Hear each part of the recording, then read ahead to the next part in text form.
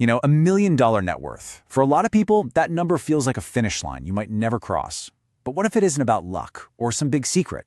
Today, we're going to break down a framework that reframes that $1 million not as some distant dream, but as a direct result of two core principles. So let's dive in. So be honest with yourself for a second. When you hear $1 million, what's that first gut reaction? Does it feel like something that happens to, other people? The tech founders, the lucky few? Is it just kind of this fantasy you think about every now and then? Well, here's the thing. The core idea we're exploring today says it is not a fantasy at all. It's actually an achievable outcome. And it's not based on luck. It's based on a really clear framework that works just as well for someone climbing the corporate ladder as it does for an entrepreneur starting from scratch. And just so we're clear, this is not a get-rich-quick thing. Nope. We're going to break down how wealth is actually created into two fundamental principles that, honestly, anyone can understand and start applying. What you're about to get is a really powerful mental model. It's a whole new lens for looking at how you earn money. And once you really get these two ideas, you'll start to see opportunities everywhere, things you never even noticed before. It's all about making that shift from just doing the work to strategically designing your income. So let's get into that first principle. This is the engine. It's the engine of all income, the absolute foundation that you just can't build anything without. And it's all about value. So what do we actually mean by value? Well, put simply, it's the skill, the service, or the product you create that somebody else out there is willing to pay for. It's the basic reason money ever changes hands in the first place. And this is where it gets real, right? Think about your own life. Your value is the code you write, it's the marketing plan you build, it's the patient you take care of, or the pipes you fix. It is the real, tangible solution you provide for someone else's problem. That's square one. But here's the kicker. This is where things get really, really interesting. Creating value is absolutely essential, but if it's all you do, there's a ceiling.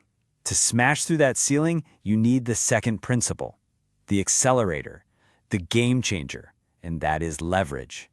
So leverage is a force multiplier. I want you to picture this. You're trying to move a giant boulder with just your bare hands. That's your value, right? It's your direct effort. Now, imagine you grab a long, sturdy pole and you stick it under the rock. That pole is your lever.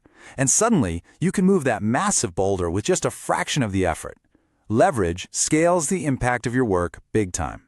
And this right here, this really shows the difference. See, without leverage, you are on a hamster wheel. You're just trading your time directly for money, an hour of work for an hour of pay. And there's a hard cap on your income because, well, there are only 24 hours in a day. But with leverage, you build a system that works for you.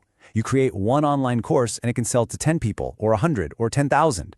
All of a sudden, your income is totally disconnected from your time. Okay, so we've got our two big ideas, value and leverage. Now let's see how they fit together into this simple, but honestly, incredibly powerful formula for growing your wealth. And it all boils down to this. Value times leverage equals income. This is the core takeaway. Look, you can always work harder to increase your value, and that's important for sure. But if you want to see that exponential, that massive growth, you have to apply a lever. That's where the real magic happens. So there's a flow to this, a strategy. It's not just random. First, you create your value. You get really good at solving a specific problem. Then, you identify the right lever to apply to that value. And finally, you use that lever to scale your impact way beyond what you could ever do just by yourself. So what do these levers actually look like in the real world? Well, they're things you probably already know. It can be capital, that's using money to make more money, like investing. It can be labor, hiring other people to help you execute. It can be code, building an app or software that can serve thousands at once. Or it can be media, creating content like a book or videos that can be copied and shared at almost no cost. So if there's one huge point to take away from all this, it's this. You have to make the mental shift from just trading your time for money to consciously building systems.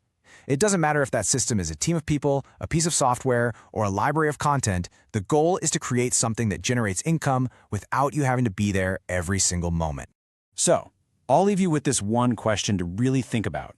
When you look at your career, your skills, your goals, what is the single biggest lever that you're not using right now?